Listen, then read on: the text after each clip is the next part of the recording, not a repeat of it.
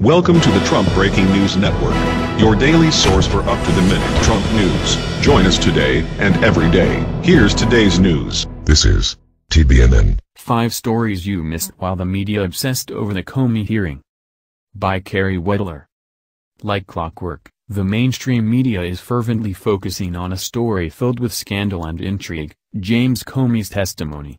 Whether it's a terror attack in the West, a celebrity tailspin, or a superficial drama like James Comey's conversations in Congress today, when the media drives an obsessive narrative, there's usually other events occurring. But Russia might have intervened with our democratic process. Some may retort. Donald Trump is probably a criminal. We're revolutionizing the news industry, but we need your help. Click here to get started. While these things are certainly possible, though raw evidence is yet to present it to prove as much, whether or not Russia intervened in an electoral process already riddled with corruption, conflicts of interest, violence, and deceit is ultimately negligible. As the media continues to trump up the story, however, below are 5 stories that reflect just how broken the system already is, and continues to be as the public's attention is led toward media-feeding frenzies and away from the true levers of power. As anti-media often notes, these stories are not entirely unreported by the media. Rather, they are relegated to scrolling text at the bottom of cable news screens and fail to draw attention from traditional publications as they obsess over stories like Comey's testimony. 1. Once again, the United States launches airstrikes against the Syrian government. On Tuesday, anti-media reported that the American military had launched an airstrike on pro-regime forces within Syria. In response, the Syrian government issued a statement that it intends to strike back if this red line continues to be crossed. This is because the U.S. is an invading force in Syria yet claims it is defending itself. Despite this warning, on Thursday, at the same time the media focused its attention on Comey's testimony, the U.S. launched another airstrike in Syrian territory. Both of this week's strikes occurred in Al-Tanf, where Iranian militias have been advancing toward a deconfliction zone. These U.S. strikes have come despite the fact that these Iranian troops, aligned with the Assad regime, have been largely successful in their fight against ISIS, the terror group President Trump, like Obama before him, uses to justify strikes in the country in the first place. Also on Thursday, the U.S. shot down a pro-regime drone, claiming it was a response to pro-Syrian forces, who allegedly dropped one of several weapons it was carrying near a position occupied by coalition personnel who are training and advising partner ground forces in the fight against ISIS, according to a statement from CENTCOM. Trump also claimed on the campaign trail that he was not interested in advancing U.S.-backed regime change around the world, a position his administration began to walk back after bombing Syria in April following an alleged chemical weapons attack, yet another event the corporate media obsess over. 2. Congress moves to repeal Dodd-Frank financial regulation, after transferring billions of taxpayer dollars to big banks following the financial crisis of 2008. Lawmakers passed the Dodd-Frank Wall Street Reform and Consumer Protection Act, which aimed to put more restrictions on the financial industry in the name of protecting the average American consumer. Now, Republicans are attempting to undo that legislation.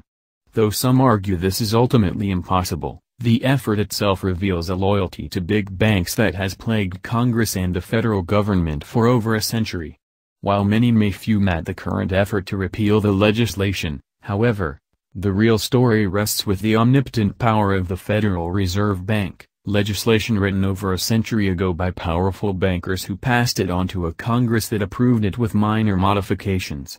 Had this hegemonic bank, which to this day is overseen and controlled by powerful bankers, not clinched this power in the early 20th century, it's unlikely the Dodd-Frank bill would have been necessary at all. Regardless, Dodd-Frank ultimately proved ineffective precisely because the banks had already amassed uncheckable power through the Federal Reserve central banking apparatus. 3.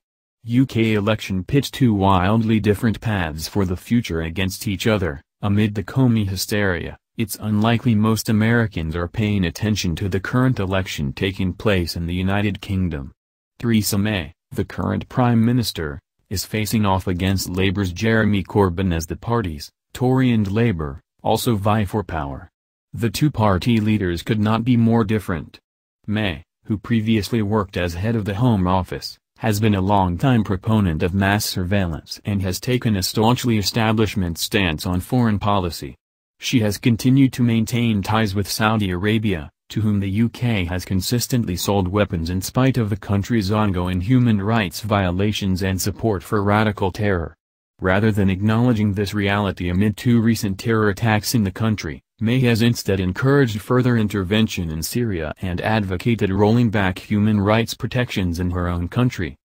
In contrast, Jeremy Corbyn came out strongly against such policies, arguing that arming radical Islamists in Saudi Arabia and waging perpetual war is a main driver of terrorism.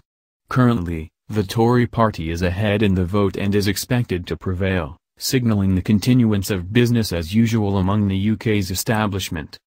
Notably, there is at least one report of young voters being turned away from polling stations at Keele University in the constituency of Newcastle-under-Lyme, where Labour won the last election in 2015 by a slim margin.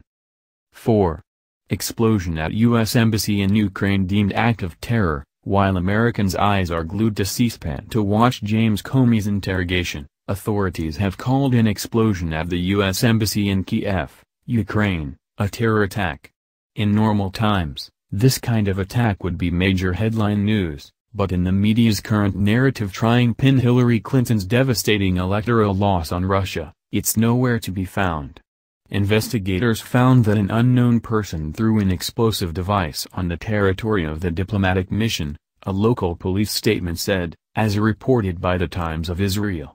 There were no injuries reported, and the embassy remains open. 5.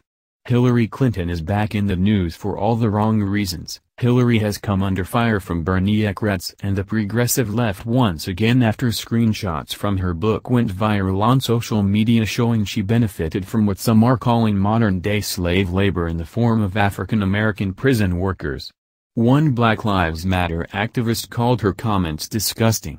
Further, conservative watchdog Judicial Watch just released a Hillary Clinton email showing she knowingly used an unsecure BlackBerry device despite being warned by security hawks against doing so during her time as Secretary of State.